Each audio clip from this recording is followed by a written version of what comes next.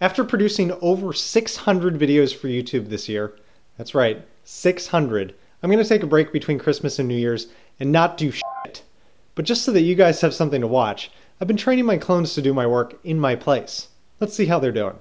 Here in the main office, we've got SVM Prime working on Gordon Freeman. How's it going, Prime? It's going okay, but I don't know, I'm having trouble matching your intensity. Well, you really got to tap into your inner anger for this one, Prime. I don't know, pretend that Delta stole your favorite toy. You mean my Dairy Queen Blizzard maker? Sure. That hole. Motherfucker! I'm gonna go see what Delta's doing. Back here in the bedroom, we've got SVM Delta working hard on Survive or Die. How's it going, Delta?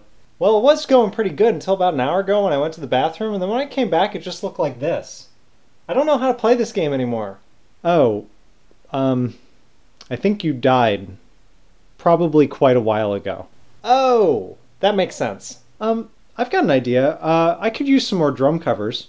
Why don't you try your hand at that? Let's do it. This is 5 things.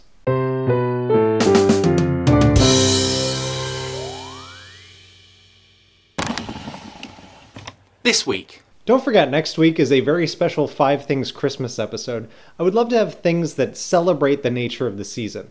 So if you have anything about giving or charity or anything that just celebrates joy, please send me an email. Of course, my email address is in the info. So is a link to FTLP14. I know, it's back. It's awesome, right? First this week, we've got Jacob. So you might be wondering, why did I buy a little microphone? Good question. I have no idea. What I can do is, I can plug this in into here, and now it only comes out of the microphone, like this. Jacob was sent to me by Recon, a longtime subscriber. Thanks, Recon. And strangely enough, Recon and Jacob are friends in real life. This is my good friend Zach. Meet Zach. Hi. That's him right there, Recon. His name is Zach. But anyway, Jacob has a microphone and he interviews people. So Mom, what are you doing? Dishes. Typical mom! Really? Because Annie should be doing them. Who's Annie? Your sister. So, what's going on in here? You cooking? Jake, get out of my way. Are you cooking? Jake! What's this? Is this water? Oh. Hey, I have an expensive thing on... Jacob! Thomas! That's my middle name. If you're into annoying teenage antics like I am, make sure you head on over to his channel and let him know I sent you. I'm going to go ahead and assume that most of you are Star Wars fans. I think we just travel together. And if you're like me, you like to ridicule and make fun of the things that you love about Star Wars because you still love it anyway. And so does Bluffer.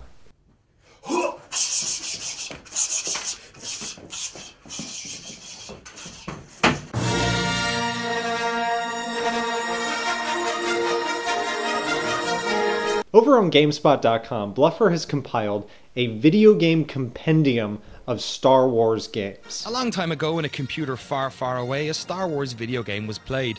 That time was 1982, and that computer was the Atari 2600. It would be the first of hundreds of games created around the franchise, some of which have been instant classics, but most of which were forgettable cash-ins. Based on what I saw, I think I have been playing Star Wars games since 1993, which is when X-Wing came out, because I remember playing X-Wing, and I remember playing TIE Fighter, which was the amazing sequel. Star Wars Episode 1 Racer introduced the world to interactive pod racing. You remember pod racing? It was that bit in Episode 1 where you prayed the annoying little blonde git would eat the side of a mountain. In 1999, the game came out on a bunch of platforms, including the PC, Dreamcast, and N64.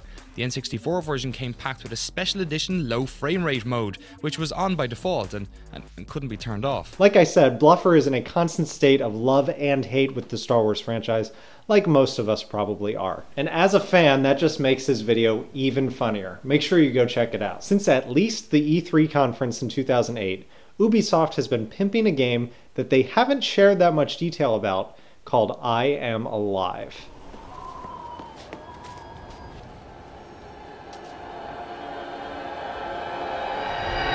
The game is finally coming out early next year, and they just released a new trailer that shows some of the things that you might need to know about the game before you start. This should go without saying, but don't breathe the dust. It'll kill you quick, unless you have a gas mask. No matter how well you know the city, get a map. The kind you can fold up and stash.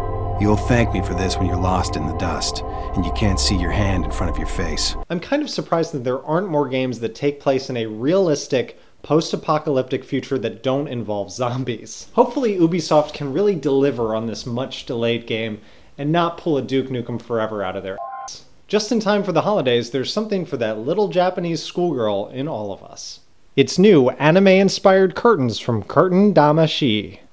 Curtain Damashi, I don't speak Japanese, hopefully I'm saying that right, stands for Curtain Soul. It's really hard not to laugh at that, but even goofier, their website. They're definitely weird, but I think I could name a person or two who might buy these. But on the flip side of the popularity coin, we got this. There may only be 2 weeks remaining in the year, but that's plenty of time to get in some excellent movie going. In particular, 3 movies are coming out at the end of this year that I've been excited about for most of the year. Of course, the first is Tintin. I'm warning you. Get out while you still can. These people do not play nice. Here's my collection of Tintin books. Want to see? Next up is Sherlock Holmes. I was excited about the first Sherlock Holmes because of Robert Downey Jr. and because of Guy Ritchie, but at the same time I was kind of like, this can't possibly be that good. 4 viewings later, and I'm pretty freaking excited for the sequel. And finally, Mission Impossible Ghost Protocol. So what happens now? Your mission, should you choose to accept. Believe it or not, I'm a pretty big Tom Cruise fan. Like, there are barely any movies he's ever made that I don't like. The Last Samurai? Heck yes. Magnolia? Heck yeah.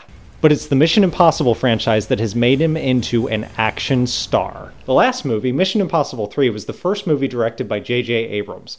I haven't heard much from that kid since, but this new one, Ghost Protocol, is directed by Brad Bird, the same director as The Incredibles. And the reviews are through the roof. It stands at a 94% recommendation on Rotten Tomatoes. That is nearly Muppets territory. And that does it for 5 things this week. Please leave a like and thank you for watching.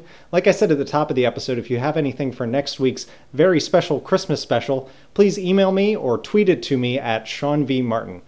See you next week.